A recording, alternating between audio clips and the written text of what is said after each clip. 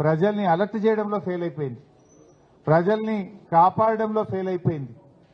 9 మంది ఎమ్మెల్యేలను గెలిపిస్తే 9 మందిని కాపాడలేకపోయినారు, కనీసం హెలికాప్టర్ పంపలేకపోయినారు.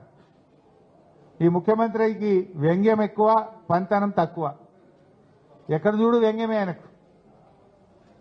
ఇప్పుడు పాలనపై పట్టుగోల్పై రేవంత్ రెడ్డి చీటికి మాటికి ప్రతిపక్షాల మీద బురద జల్లుతా ఉన్నాడు. ఇది నీ పరిపాలన వైఫల్యం.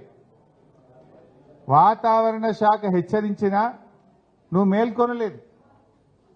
పెద్ద ఎత్తున వర్షాలు పడబోతున్నాయి, వాయుగుండం వచ్చింది అని వాతావరణ శాఖ హెచ్చరించినా ఈ ప్రభుత్వం ముందస్తు చర్యలు తీసుకోకపోవడం వల్లనే రాష్ట్రంలో ఇవాళ పెద్ద ఎత్తున ప్రాణాలు పోయినాయి, తీవ్రమైనటువంటి ఆస్తి నష్టం జరిగింది, ప్రజలు చాలా బాధపడతా ఉన్నారు.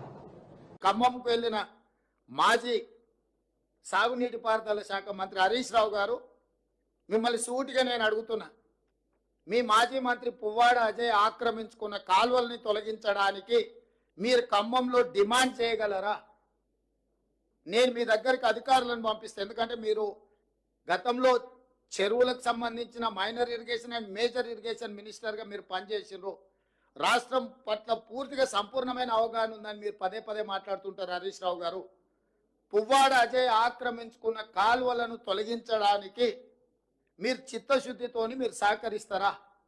ఈ ఒక్క ప్రశ్నకు సమాధానం చెప్పిన తర్వాత ఇక ప్రభుత్వం ఈ వర్షంలో బాధ్యతాయుతంగా వ్యవహరించిందా వ్యవహరించలేదా ప్రజలు తెలుస్తారు. మేము బాధ్యతాయుతంగా వ్యవహరించకపోతే ప్రజల దగ్గరికి మేము వెళ్ళగలిగే వాళ్ళం కాదు.